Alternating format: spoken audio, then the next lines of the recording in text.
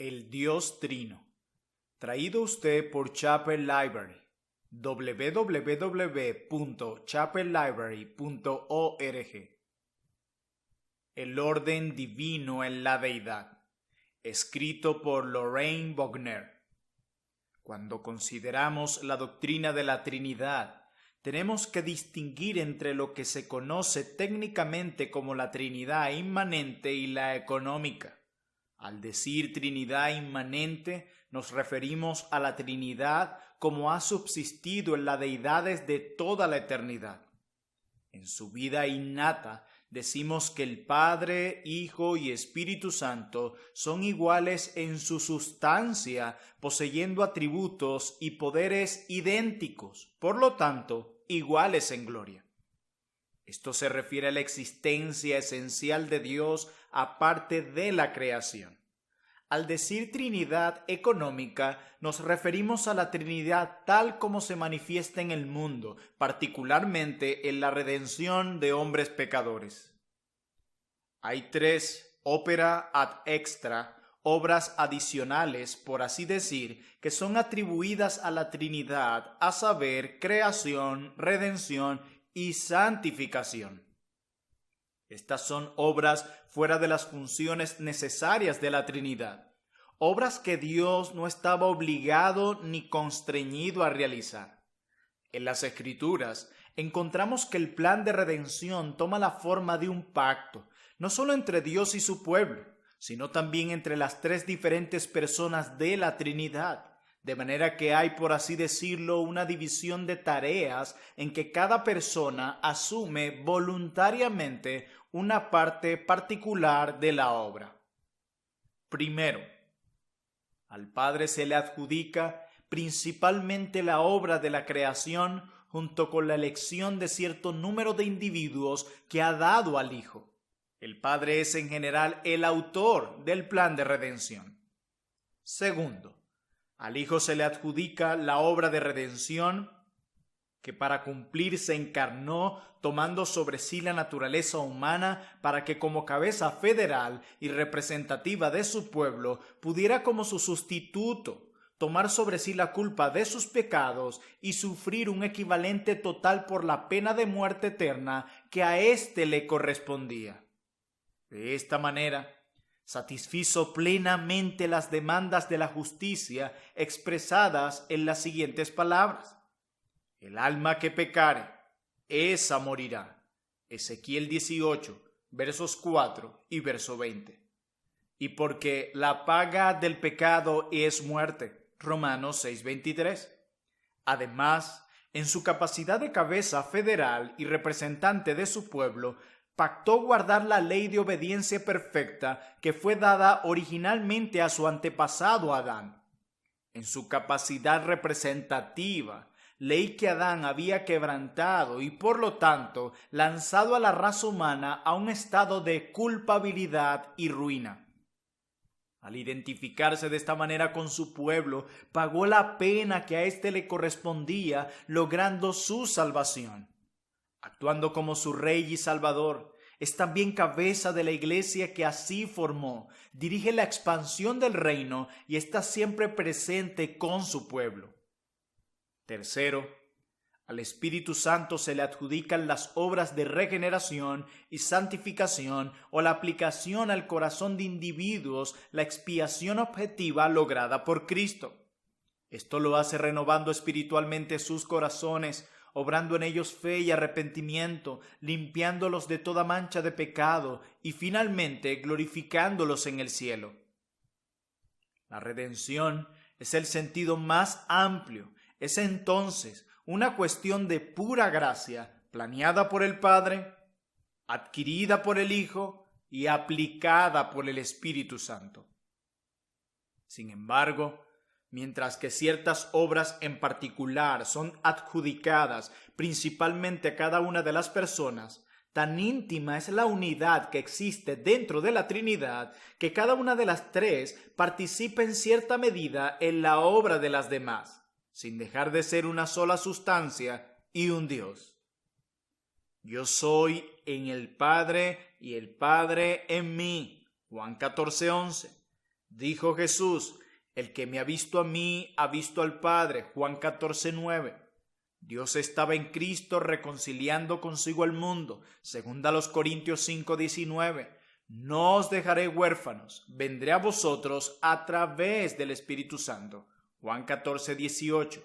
Como dice el doctor Charles Hodge, según las Escrituras, el Padre creó el mundo, el Hijo creó el mundo y el Espíritu creó el mundo.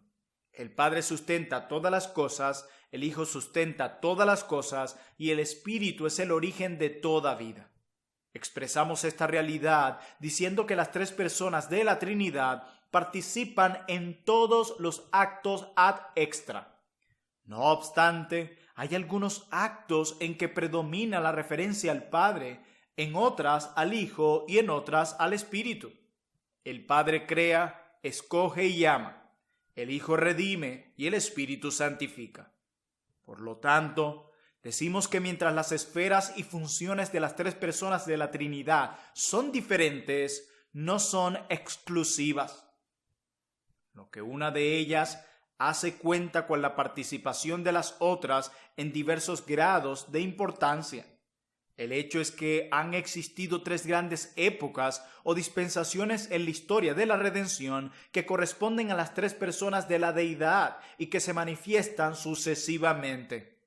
La del Padre comenzó en la creación y continuó hasta el principio del ministerio público de Jesús. La del Hijo, que abarca un periodo de tiempo relativamente breve, pero fue el periodo importante cuando se llevó a cabo objetivamente la obra de la redención. Comenzó con el ministerio público de Jesús y continuó hasta el día de Pentecostés. Y el del Espíritu Santo comenzó con la venida del Espíritu Santo el día de Pentecostés y continúa hasta el fin de la era. En cuanto a la obra de la Trinidad económica, encontramos que existe un procedimiento definitivo en la obra de redención y también en el gobierno del mundo en general. La obra del Padre en la creación y en el plan general para el mundo es primordial. La del Hijo en redimir al mundo está subordinada a la del Padre y depende de ella. Y la del Espíritu Santo, al aplicar la redención, viene después, está subordinada a la del Padre y a la del Hijo y depende de ellas. Por lo tanto, en cuanto a la obra de redención, particularmente, la cual es la gran y más importante obra que Dios realiza para el hombre en este mundo, hay un orden lógico. La del Padre es primero, la del Hijo segundo y la del Espíritu tercero. Y cuando se mencionan las personas de la Trinidad en nuestras declaraciones teológicas, siempre es en este orden. El Padre envía al Hijo y obra a través de él, como lo declara Juan 17:8, Romanos 8:3, Primera a los Tesalonicenses 5:9 y Romanos 5:1. Y el Padre y el Hijo obran a través del Espíritu Santo. Así lo declara Romanos 5:5, Gálatas 5:22 al 23, Tito capítulo 3, verso 5 y Hechos 15, versos 8 al 9. Según las propias palabras de Cristo, el que es enviado no es más grande que el que lo envió. Juan 13:16, y en su condición de humillación, hablando desde el punto de vista de su naturaleza humana, pudo decir: el Padre mayor es que yo. Juan 14:28. Pablo nos dice que somos de Cristo y que Cristo es Dios. 1 Corintios 3:23. También que Cristo es la cabeza de todo varón y que Dios es la cabeza de Cristo. 1 Corintios 11:3. Se afirman muchas cosas del Hijo encarnado que no pueden afirmarse acerca de la segunda persona de la Trinidad como tal. Jesús en su naturaleza humana creció en sabiduría, como lo declara Lucas 2:52. Y aún tardíamente en su ministerio público, no sabía cuándo sería el fin del mundo, como lo declara Mateo 24:36. En la obra de redención, que podríamos llamar una obra de supererogación, porque se lleva a cabo por pura gracia y amor, y no por obligación. El Hijo, quien es igual al Padre, pasa a estar, por así decir, oficialmente sujeto a Él. Y a su vez, el Espíritu es enviado, actúa y revela tanto al Padre como al Hijo, no se glorifica a sí mismo, sino a Cristo, y obra fe, amor, santidad e iluminación espiritual en el corazón de su pueblo. Esta subordinación del Hijo al Padre y del Espíritu al Padre y el Hijo no se relaciona con su vida esencial dentro de la deidad, sino solo en la modalidad de sus operaciones o su división de tareas en la creación y redención. Esta subordinación del Hijo al Padre y del Espíritu al Padre y al Hijo no es de ninguna manera inconsistente con una igualdad verdadera. Tenemos una analogía de tal prioridad y subordinación, por ejemplo, en la relación entre el esposo y la esposa en la familia humana. Pablo nos dice que esa relación es una de igualdad en Cristo Jesús, en quien no hay varón ni mujer, como lo declara Gálatas 3:28, siendo el alma de la mujer de tanto valor como la del hombre. No obstante, una de prioridad y subordinación personal en que el hogar y el Estado, el hombre, es a quien se reconoce como portavoz y líder.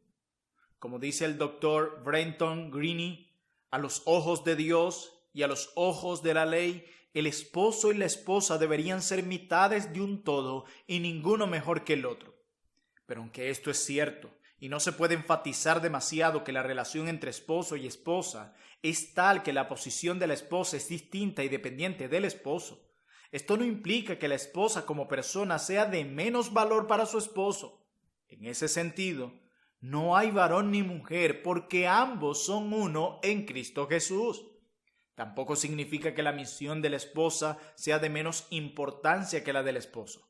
Existen ciertas funciones morales e intelectuales, al igual que físicas, que ella cumple mucho mejor que su esposo. Y hay otras indispensables que nadie más que ella puede cumplir. No obstante, lo que quiere decir es que hay algunas cosas de primera importancia que solo la esposa puede realizar y que también hay otras funciones indispensables que solo el marido debe cumplir, principalmente la dirección de su vida en común. Por lo tanto, él debería ser la cabeza del cuerpo, que esposo y esposa formarán juntos. Lo entendamos o no, tal relación no es inconsistente con una igualdad perfecta. Este no es el caso de la Trinidad. Padre, Hijo y Espíritu son iguales en su poder y gloria. Pero el Padre ocupa el primer lugar, el Hijo el segundo y el Espíritu el tercero en cuanto a la modalidad de subsistencia y operación. Por lo tanto, sea lo que sea que implique la posición secundaria de la esposa en relación con su esposo, de ninguna manera implica en absoluto la más mínima inferioridad. En la obra de redención, por medio de un pacto aceptado voluntariamente por el Padre, Hijo y Espíritu Santo, cada uno se hace cargo de un trabajo específico de una forma que, durante el tiempo que se está realizando esta obra, el Padre pase a ser oficialmente primero, el Hijo oficialmente segundo y el Espíritu oficialmente tercero. No obstante, dentro de la vida esencial e inherente de la Trinidad, se conserva la igualdad total de las personas.